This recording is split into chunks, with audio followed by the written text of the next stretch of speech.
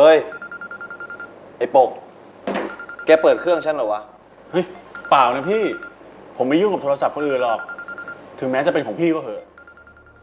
งั้นเราเจอกันนะคะ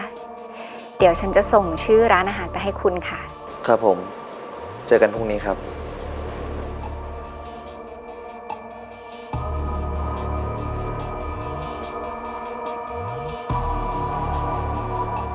คอยดูแล้วกันอีแพงทอง ระหว่างข้ากับเจ้า ใครจะทำสำเร็จก่อนกัน ขอบคุณค่ะ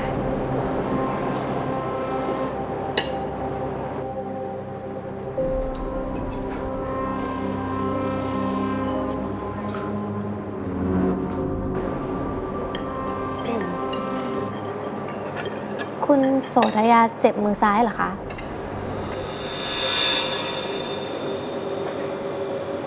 นิดหน่อยนะคะ ขอบคุณนะคะที่เป็นห่วง แต่ว่ามือขวาฉันใช้การแทนได้ค่ะ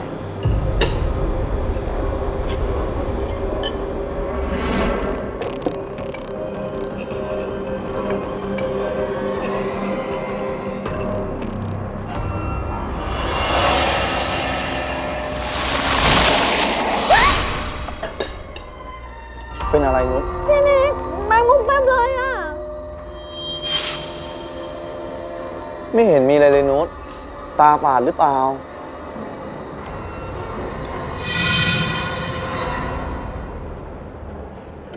ตายแล้ว คุณสั่งอะไรมาเนี่ย คุณจะกินได้เหรอคะ มันยังไม่สุกเลย ผมชอบทานแบบนี้ แต่ปกติอ่ะคุณกินแบบเวลดันอ่ะแบบสุกๆนะคะ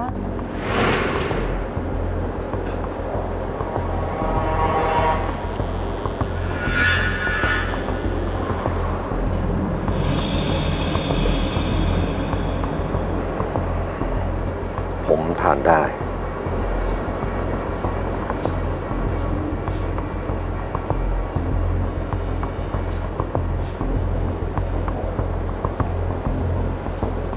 ฉันขอตัวไปเข้าห้องน้ำสักครู่นะคะ เชิญค่ะ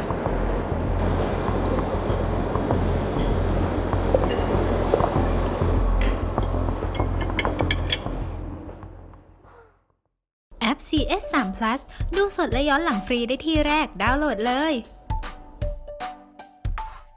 ไม่อยากพลาดละครสนุกกด subscribe เอาไว้นะคะ